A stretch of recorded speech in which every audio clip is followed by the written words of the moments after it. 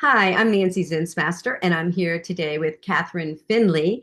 And Katherine, I would love today to talk about what actually happens in a client session, like really break down a real client transformation because you do this work on a daily basis. Maybe you could share a little bit about your credentials and what you do with clients, and then pull back the curtain and walk us through a session so that we can experience what the client might experience with you while you're doing this work with horses. Yeah, thank you, Nan. I'm a transformational equine coach, and I've had quite the journey in the equine facilitation space. I started as an equine therapist, specializing in trauma, and then shifted into spiritual coaching and really wanted to bring my horses along with that work. And have had a lot of different trainings and always felt like something was missing with the horsemanship method that would really create the biggest change for my clients. And so was so excited to find you and to learn about the Waterhole Rituals and start to bring them to my client sessions. And it's really all that I do now because it's so profound and so transformational. So do you So have, sorry, I'm so sorry. I was going to ask, do you have a particular session that maybe you could share with us that really stood out for you that you could kind of demonstrate how that went down so that people could, that our facilitators can understand how they would use this work with their clients? yeah, absolutely. So one I'm thinking of right now that was really beautiful and profound, seemingly simple, and you'll see as I talk about it where this could really go for the client. And so we were working with the trust ritual. And we've talked in another video about the 5 heartfelt strings of connection. I always start my sessions with building the bond, which is just being with the horses with no agenda.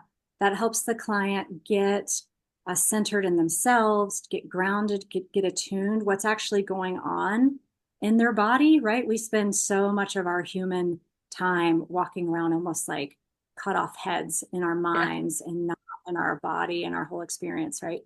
So we do that, and also to give the horse a chance to check in with us and let us know how they're feeling that day. So we started with that, and then when the client felt grounded and centered, we worked with the hello ritual, which builds trust in the relationship. And that includes being the client being attuned to themselves and also attuned to the horse. And they're asking to come in and say hello. But if the horse says no, then the client turns around and walks out. It's showing the horse that the horse has a right to their personal space. It's part of the code of conduct of horses. And this particular client was started to practice this, and she has been around horses her whole life, right? And she started asking me to come in and say hello, and she kept getting no's and having to turn around and walk out. And there were multiple horses, and she was asking, the different horses, and she kept getting a no. And she paused and came back to me and reflected to me the hurt that she felt because she has this idea that she's always had this beautiful relationship with horses because she's grown up with them. And she was feeling hurt that the horse kept saying no to her. But the huge insight for her was that it wasn't the horse's job to say yes to make her feel okay. Right. So she had this light bulb moment about her Sure. attachment, really. And so she took care of herself with me. We talked through it and she felt through it and she took care of herself and her own feelings of hurt in that moment and moved through that and came to her own aid, right? Rather than I want the other being to help me feel better. She came to her own aid and then got centered again and then went to see if she could say hello to a horse. And she immediately got a yes from the horse, right? So her That's so energy, cool. Yeah. yeah, her energy shifted. She got back into her whole self rather than kind of carrying this emotion with her, and the horse responded. And it was so then we got to talk about that and about how that relates to her human relationships and her attachment with others, and where she could have herself more fully in those relationships rather than wanting the relationship to fill the need that maybe only she can fill in a lot of situations. Great. So Sure. that's one example of a beautiful session through the working with the hello ritual. Yeah, and it wasn't forced. It's like that's what I love so much about working with the horses with horses when they're truly partnering with us, right?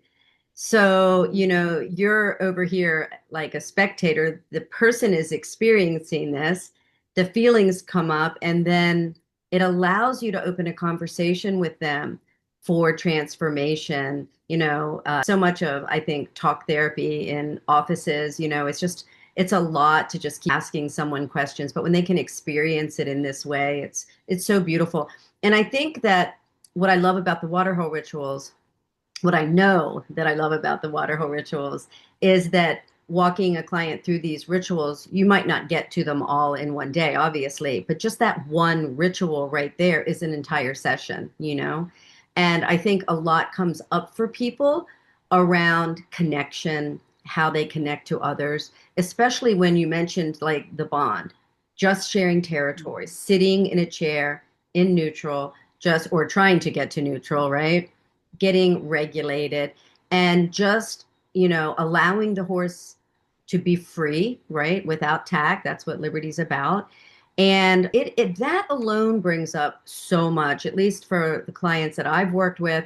There's a lot of sadness that comes around a horse not connecting with them. Why is the horse not coming to me? Why is the horse ignoring me and way over there?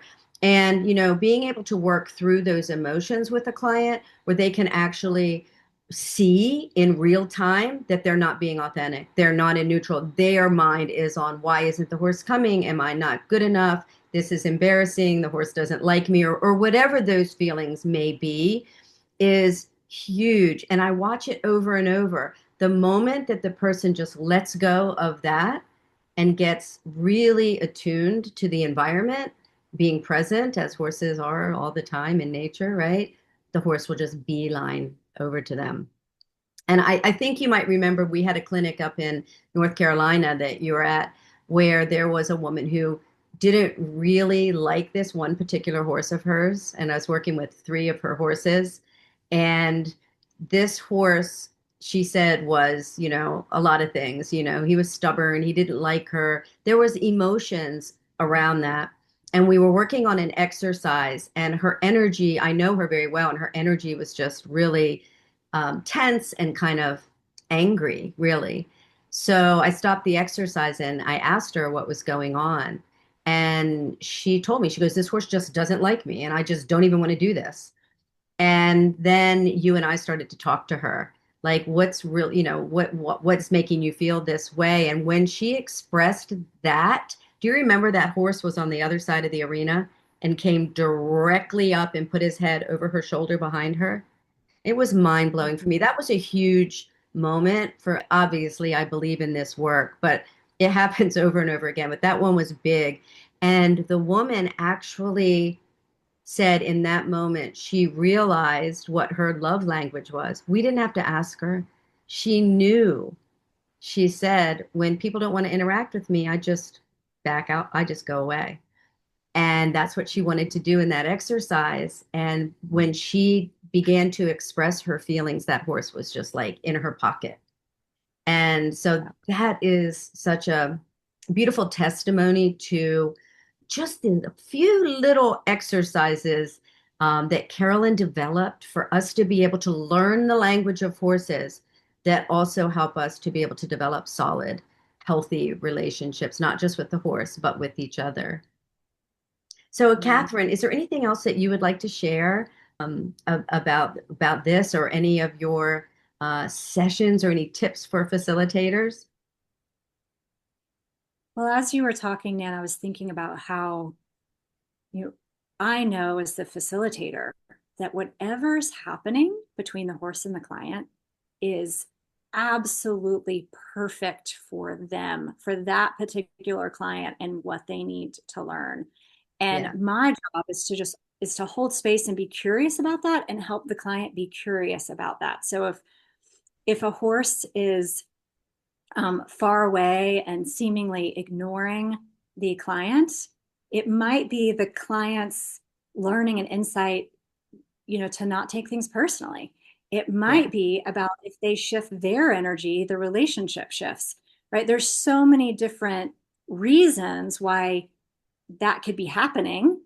And I'm not going to necessarily know what that is. sure. But if I'm curious and I help the client be curious, they are going to see exactly what's happening and have that insight specific to them and their relationship and their life. And that's why experiential work with horses in this method is just so profound. Like the horses are so attuned to the human, and they, are showing up as a reflection of that energy. And there's then so much for the client to learn about themselves. And then they get to learn and then shift and see what happens. Right. So Yeah. it's The just, horses are just waiting for us to show up.